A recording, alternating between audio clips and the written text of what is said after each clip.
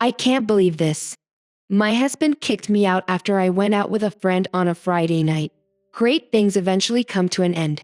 I sometimes believe there is no such thing as a happy ending and forever after. What happened to talking things out and attempting to resolve them nowadays? Allow me to share my worst marriage experience ever. I married one of the world's most gorgeous and successful men. I thought, this is it. I'm officially taken off the market. I guess I jumped the gun on that one. Everything was perfect. The love and presents. He was my Prince Charming. My spouse and I were happily married. We'd been together for a few years, creating a life full of love, trust, and mutual respect. However, as with every relationship, we encountered difficulties that challenged our closeness. We experienced our fair share of ups and downs. But what I can tell you is that my relationship, or should I say marriage, with my spouse went through a really difficult period in which one opted to kick the other out simply because I wanted to feel myself again. I realized I should have told my spouse, but I had tried several times. His sole attention was on work, so we would end up spending less time together. But today I realized that you should never let a friend into your relationship. I told a friend about my marital troubles, which I sincerely regret. So I found refuge in a buddy, and she suggested we go to the club, which nearly ruined me and my marriage. Yes, my image and my husband's were damaged for a few weeks, but we got through it. We'd been married for a few years, and our relationship had always been steady and affectionate. However, our seemingly idyllic existence took an unexpected turn one Friday night. I was feeling overwhelmed by the recurrence of a routine. I had been craving a change of scenery and a break from the duties of married life. Was I foolish to want some changes in our marriage? It was as if we were old. He was practically in his 30s, so he was somewhat ancient. But I was still young, and I wanted to experience things like other young people. You know, I should not have listened. My friend Alfred and I had been married for some years and had always valued our close and loving connection. We were committed to our work and frequently found solace in spending quality time together. However, as time passed, I began to feel that my own independence was slipping away. Redditors, please let me know what I should have done. What would you do if you found yourself in the exact same circumstances as me? Please make no judgments, just tips and advice. I, 28, married Alfred Morgan, 36, the owner of Morgan's Inc. He owns properties all throughout the world, as well as investments in progressive firms run by others. People believe he is wealthy due to his surname. We're from New York City. We met in Starbucks. I was getting coffee for my bad hangover, and there he was in his suit, looking sophisticated. I accidentally bumped into him and spilled coffee all over him. He just stated that someone had a good time that night. I was mortified as I tried to wipe coffee off his suit.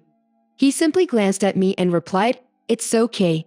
You will need to take it to the laundry." So he went to his office where he kept a spare suit. I felt like a maid. Also ashamed, he handed me his suit and a piece of paper with his address on it. I made the delivery to the 5th floor of Trump Tower. His apartment was immaculate and had a great view of the city. I was amazed in my thinking. I was like, who is this guy? He approached me as I was staring at the scenery and handed me coffee, saying, "Make sure you don't spill this one." And this is how it all began, with a decent conversation that led to more frequent contact. I'm not sure how we dated. It's just happened. We were together for years before he asked, "Would you marry me?" I could not believe it. At the time, we were in Venice, in Italy. The man proposed on the boat. What a dream. I quickly agreed. Who would say no? He is affluent and accomplished. My life was secure. My husband and I were a fantastic match. He was a wonderful, caring man who worked hard to support his family. And he was a really gorgeous, kind-hearted man who took excellent care of his home and adored me as his wife. Our wedding was exclusive. We had family and friends over. Only I had finally gotten off the market and married the most successful man. I didn't consider the code of conduct that comes with this marriage. I completely forgot I was married a high-value man. Alfred valued his reputation and image. He was very particular about how you carried yourself and how you appeared in public. You must always maintain a high profile and dress appropriately. I respected all of his regulations and made certain to observe them. I didn't do it to please him or anything. I did it because I loved my husband and didn't want to be the one to ruin his image and reputation. But, to be honest, I was becoming increasingly dissatisfied with my marriage over time. I felt as if I were in a cage, handcuffed like a wild and dangerous animal. I did everything I could to make Alfred happy, without considering my own happiness. I was like a submissive priest's wife, always careful not to do anything that might call into question my husband's image or reputation. I couldn't take it any longer. It had gotten too much for me. Alfred was usually so busy that he only spent time with me about twice a month, if not less. He was constantly on the move, attending meetings, conferences, and other events. I would accompany him on some of his travels, but as time passed, I understood that those types of events were not for me. They were very serious, and some of Alfred's acquaintances were intimidating and frightening, so I was uncomfortable on his visits. I would only love spending time with him and going shopping. I discussed his excursions and comfortability with Alfred, and he was fine with me staying behind while he attended them. What I enjoyed most about my husband was that he was incredibly understanding and a terrific listener. He does not go all Judge Judy or Dr. Phil on you simply because you confided in him. He would always tell you the truth, which you needed to know. He was an honest individual who never sugarcoated anything. So one Friday night, I was looking for some action. I was bored in the house for most of the time I spent there. It somehow got too huge for me. So on Friday, I contacted my buddy Emily, female 28. It had been a long time since we had last communicated. So I inquired if she was available, and fortunately, she agreed. So I decided to join my friend Emily for a night on the town. As I departed to enjoy my evening, I had no notion of the maelstrom that would await me when I got home. Unbeknownst to me, Alfred had been suffering with his own concerns and fears about losing the spark in our relationship. And he had gone to a business conference that was intended to last the entire weekend. I had expected him to arrive on Sunday, late Sunday night, or early Monday morning, as he had gone abroad. Little did I realize that I should have prepared for the unexpected. The surprise. Alfred had developed a habit of overanalyzing every scenario, which had recently led to an increase in jealousy. So we had an encounter before he went to the meeting, and it was quite hot. While I had addressed my boredom in the house and the need to rediscover myself and live like my age group again, I also told him that I felt like I was imprisoned since I couldn't do things I liked because I was safeguarding his image and reputation. I didn't sign up to be the house's built-in furnishings or his laboratory rat. After my confession, it was as if I had poured gasoline on an already burning fire. So Emily proposed that we go to the club, since I had whined about being cooped up in the house with nothing to do but do housework and check on how my hair salon and spa were progressing. Over the years, I had opened a hair business and spa to protect my future in case Alfred turned on me. So Emily and I had a great time at the club that night. I told Alfred about my plans, expecting him to understand and support me, as he always does when I tell him about our future or my aspirations. We drank like fish and drank water. I felt like I'd been missing out on a lot, and it was time to rediscover my groove without ruining or insulting my husband's reputation. To my astonishment, Alfred responded negatively. He became agitated and stated his displeasure with my decision to go out without him. I was caught aback by his abrupt shift in attitude, as they had always encouraged each other to preserve our separate connections and hobbies. I'm still questioning myself why people change when they marry. I say this because, throughout the dating or getting to know each other phase, the person becomes relaxed and stress-free. We investigate things together, but when I say so in front of the priest, God, our families, and friends, everything shifts. When we get married, nothing from a previous life applies. How unjust is that? I drank as if it were my first and final time drinking. I was grateful to Emily for suggesting we go out since it was exactly what I needed to feel carefree and stress-free. I needed to make the most of my youth before turning 30. I couldn't recall some of the events of that night since I was so inebriated. The only thing I remember is drinking and dancing, especially dancing on top of the club's table. It felt so good to be myself and do things unapologetically. Little did I realize that, despite the nice vibe and freewheeling night, someone was actually filming me, which was what put me in problems with Alfred. So when I returned home late that night, Alfred was gripped with rage and insecurity. As I was going to enter the main door, I heard my husband's voice. He was enraged and shouted at me. He couldn't believe I degraded him and his reputation. Also, I stayed out beyond midnight. He accused me of not caring about him or our marriage and asked that I pack my bags and leave right away. He couldn't understand why I'd want to go out without him, and his mind quickly jumped to conclusions. In his fragile state, he allowed his emotions to take over and made a reckless judgment. Alfred assumed I would wait for him to beseech God Almighty to allow us to live a little in our marriage. I mean, I'd already addressed the matter, and he decided to lash out at me before going to whatever conference he was attending. He didn't realize he had married someone 8 years younger than him. And I was not about to sit around like a retired nurse waiting for grandchildren to pay me a visit. I was still young and wanted to live my life. That was something he didn't want to comprehend. Just because I was married to him did not imply that I should be a prisoner in this marriage. He also needed to let go a little so that he wouldn't age too quickly and die without having loved his life. I admired his dedication to his profession and his desire for perfection in his businesses. But he needed a break, even if it wasn't what he wanted. I didn't like the notion that he was so focused on his profession that he forgot he had a life to live. Alfred confronted me about our night out, accusing me of breaking our trust and insulting our relationship, his reputation, and the vows I made in front of our friends and family. I didn't understand what he was talking about at first, since I didn't believe I had disregarded anything in our marriage. I tried to explain to him that I had gone with Emily and had done nothing wrong that would jeopardize our marriage's image or vows. As I continued explaining and apologized, he chose to show me a film of me dancing on top of the table, as well as a scene in which I was dancing with some strange guy. I don't even recall dancing with the guy. And Emily was not even visible on the video, making me appear a liar and a deceitful.